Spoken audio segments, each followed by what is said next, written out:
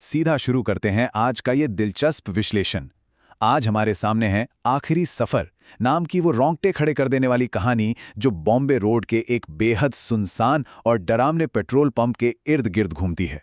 हम गहराई से डिकोड करने वाले हैं कि आखिर उन खौफनाक घटनाओं के पीछे का असली राज क्या है, सर्वाइवल के वो अजीबोगरीब नियम क्यों बनाए गए, और सबसे जरूरी बात, इन सब के पीछे छिपी वो दर्दनाक सच्चाई क्या है जो किसी का भी दिल दहला सकती है। अब जरा इमेजिन कीजिए कोई अपनी पहली नाइट शिफ्ट पर जा रहा हो और उसका बॉस उससे सिर्फ एक ही बात कहे, एक भी रूल नहीं भूलना है। यहीं से कहानी का असली थ्रिल शुरू होता है। ये चेतावनी सुनते ही समझ आ जाता है कि हमारे मुख्य किरदार अर्जुन की ये पहली रात कोई आम शिफ्ट नहीं है, बल्कि एक हाई स्टेक्स सर्वाइवल गेम है। मतलब एक भी गलती हुई और खैर, अंजाम के बारे में तो सोचना भी डरावना है। पर सवाल ये उठता है कि कोई ऐसी खौफनाक जगह पर काम करने जाएगा ही क्यों? मजबूरी इंसान से क्या कुछ नहीं करवाती। एक तरफ अर्जुन की कड़वी हकीकत है, ट्यूशन की फीस महीनों से पेंडिंग है, घर पर माँ बीमार है, पैसों की सख्त जरूरत है। और दूसरी तरफ है उसके दोस्त भास्कर की वो डरावनी चेतावनी जो बॉम्बे रोड पर होने वाली अजीबोगरीब पैरानॉर्मल घटनाओं के बारे में चीख चीख कर बता रही है।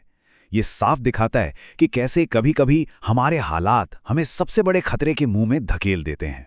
अब जरा उस पुरानी लाल डायरी के इन अजीबोगरीब नियमों पर गौर करते हैं। ये कोई नॉर्मल काम के नियम नहीं है, बल्कि एक खौफनाक पहेली की तरह हैं। जैसे ग्राहकों से कभी उनकी मंजिल मत पूछना, ड्राइवर को हेडलाइट ऑन करने के लिए बिल्कुल मत कहना, जो पैसे मिलेंगे वो बर्फ से भी ठंडे होंगे, उन्हें सिर्फ एक जंग लगे टिन के डिब्बे में ही रखना, और हाँ, रात 3 बजे सब कुछ लॉक कर देना और बाहर देखने की गलती तो भूल कर भी मत करना। और सबसे डरावना रूल, अगर कार का हॉर्न बजा तो समझ लेना बचना लगभग नामुमकिन है। सच कहूं तो ये सिर्फ इंस्ट्रक्शंस नहीं हैं, बल्कि ये जिंदा रहने की इकलौती चाबी हैं। जैसे जैसे रात गहरी होती है ना, सस्पेंस और डर दोनों का ग्राफ बहुत तेजी से ऊपर जाने लगता है। अगर हम पूरी रात के घटनाक्रम पर गौर करें तो डर को एक टाइम बॉम्ब की तरह सेट किया गया है। शाम को नियमों के साथ ड्यूटी शुरू होती है, फिर रात 3 बजे से ठीक पहले वो पहली खौफनाक घटना घटती है। ठीक 3 बजे दहशत एकदम अपने चरम पर होती है, और फाइनली सुबह होते होते एक ऐसा सच सामने आता है जो पैरों तले जमीन खिसका दे। अब उस पल की बात करते हैं जब डर असल में हकीकत बन जाता है। रात का घना अंधेरा है और अचानक से पेट्रोल पंप पर एक काली ऑल्टो कार आकर रुकती है। सबसे खौफनाक बात, उसकी हेडलाइट्स पूरी तरह से बंद हैं। ये वो मोमेंट है जो सीधा लाल डायरी के दूसरे नियम से जुड़ता है। याद है ना, चाहे कितना भी अंधेरा हो, ड्राइवर को लाइट ऑन करने के लिए नहीं कहना है। यहां से माहौल सच में बहुत भारी होने लगता है। और फिर उस घुप अंधेरी कार के अंदर से एक बेहद ठंडी कांपती हुई आवाज आती है, टैंक फुल कर दो। कार के शीशे एकदम बंद है, अंदर कुछ दिखाई नहीं दे रहा है, और तभी शीशे से एक हाथ बाहर आता है।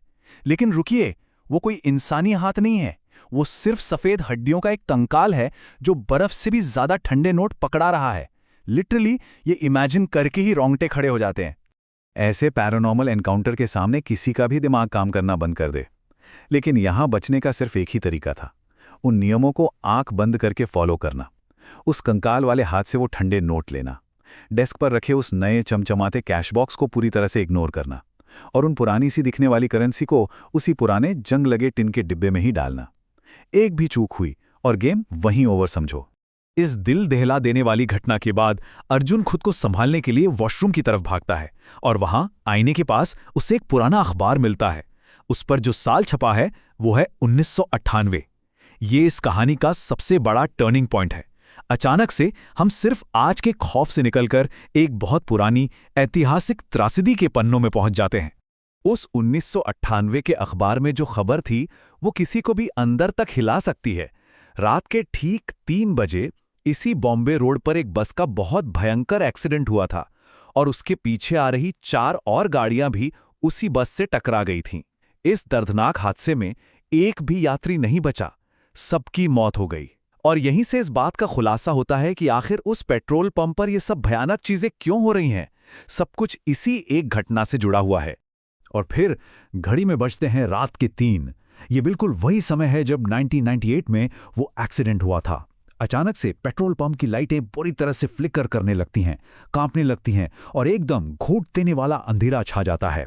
बाहर से बहुत सारी गाड़ियों के अचानक ब्रेक लगने और लोगों की चीख पुकार की डरावनी आवाजें आने लगती हैं। ये इस रात का एब्सोल्यूट लॉकडाउन फेज है। अब हर एक नियम का पालन होना लिटरली जिंदगी और मौत का सवाल है। लेकिन डर के इस माहौल में पैनिक होना बहुत आम बात है। खैर, यहीं एक बहुत बड़ी गलती हो जाती है। ऑफिस के घुप अंधेरे में छिपने के बजाय बाहर ना देखने वाला सबसे जरूरी नियम टूट जाता है। पर्दे के पीछे से बाहर झांकने पर जो मंजर दिखाई देता है वो बहुत भयानक है। बाहर कोई असली इंसान नहीं है, बल्कि बहुत सारी काली परछाइयां हैं, बिना किसी शरीर के। बस उनकी आंखें किसी हरी रेडियम की तरह चमक रही हैं। अब नियम टूटा है तो उसकी कीमत तो चुकानी ही पड़ेगी। जरा याद करते हैं डायरी का वो सबसे डरावना नियम। कार का हॉर्न बजने का मतलब है कि कोई नियम टूट गया है, और तभी बाहर से फिर वही काली ऑल्टो कार आती है और इस बार एक लगातार कान फाड़ देने वाला हॉर्न बजने लगता है। वो हॉर्न रुकने का नाम नहीं लेता और उसके बजते ही वो सारी खौफनाक परछाइयां ऑफिस की तरफ बढ़ने लगती हैं और दरवाजे को बहुत जोर जोर से पीटना शुरू कर देती हैं। सच में डर का इससे ऊंचा स्तर कुछ हो ही नहीं सकता। इस खौफनाक सिचुएशन में मदद के लिए भास्कर को एक कॉल लगाया जाता है। फोन की घंटी बजती है, कॉल रिसीव भी होता है, लेकिन दूसरी तरफ भास्कर नहीं है। फोन से वही पुरानी, बेहद ठंडी और सनसनाती हुई डरावनी आवाज आती है जो बस एक ही बात रिपीट कर रही है, टैंक फुल कर दो। ये एक ऐसा साइकोलॉजिकल टॉर्चर है जहां मदद की आखिरी उम्मीद भी पूरी तरह से दम तोड़ देती है। इसके बाद सब कुछ ब्लैंक हो जाता है। जब सुबह होती है तो ऑफिस अंदर से पूरी तरह तहस नहस हो चुका होता है। लेकिन सबसे शॉकिंग बात पता है क्या है? जब बॉस नवीन सिंह वहां आता है तो उसके चेहरे पे हैरानी का एक भाव तक नहीं होता। वो बिल्कुल नॉर्मल है। उल्टे वो पहली रात जिंदा बच जाने पे बधाई देता है और आगे काम कंटिन्यू करने के लिए सीधा 2 गुनी सैलरी का ऑफर रख देता है। सच कहूं तो ये अजीब सी शांति और बॉस का ऐसा रिएक्शन रात के उस खौफ से भी ज्यादा डरावना लगता है। तो इन सब के पीछे का जो कोर कॉन्सेप्ट है वो है अप्राकृतिक मौत। लोक कथाओं के अनुसार जब किसी की मौत बहुत अचानक और गहरे ट्रॉमा के साथ होती है तो उनकी आत्माएं समय के उसी एक पल में हमेशा के लिए फंसकर रह जाती हैं। उन्हें पता ही नहीं होता कि वो असल में मर चुके हैं। वो अपनी उस आखिरी यात्रा को एक अंधीन लूप में बस बार बार जी रहे होते हैं। बॉम्बे रोड के उस पेट्रोल पंप पर हर रात बिल्कुल यही सब दोहराया जा रहा था। और अब समझ आता है कि लाल डायरी के उन अजीब नियमों का असली मकसद क्या था। हर एक नियम को इतनी बारीकी से इसलिए डिजाइन किया गया था ताकि उन भटकती आत्माओं को भूल कर भी ये याद न दिलाया जाए कि वो मर चुके हैं। मंजिल ना पूछकर उनकी यात्रा का भ्रम बनाए रखना, बिना कोई सवाल किए उनके वो 1998 के पुराने नोट एक्सेप्ट कर लेना और ठीक रात 3 बजे छिप जाना जब उनके उस भयानक हादसे का दर्द अपने पीक पर होता है। ये नियम असल में उन्हें उनके ही सच से बेखबर रखने के लिए बनाए गए थे। लेकिन सुबह होते होते एक और बहुत ही दिलचस्प चीज सामने आती है। बाहर जमीन पर पड़ी हुई एक सिंगल कार की चाबी। ये चाबी एक बहुत बड़ा सिंबल है। ये प्रतीक है उस एक आत्मा का जिसने आखिरकार अपनी मौत की सच्चाई को एक्सेप्ट कर लिया है। उस एक आत्मा का जो अंतहीन सफर था वो अब जाकर खत्म हो गया है और शायद उसी ने जाते जाते अर्जुन की जान बख्श दी। ये पूरी हॉरर कहानी का एक बेहद गहरा और थोड़ा इमोशनल पहलू भी है। तो इस पूरे डीप ड्राइव के बाद एक बहुत ही सोचने वाला सवाल सामने आता है। क्या वाकई कुछ आत्माएं हमेशा के लिए अपने उस आखिरी पड़ाव के इंतजार में किसी टाइम लूप में फंसी रहती हैं?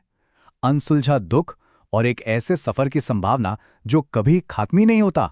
ये सच में अंदर तक झकझोर देने वाला विचार है। ये एक ऐसा सवाल है जो इस विश्लेषण के खत्म होने के बाद भी जहन में गूंजता रहेगा। आज के इस खौफनाक सफर में बस इतना ही।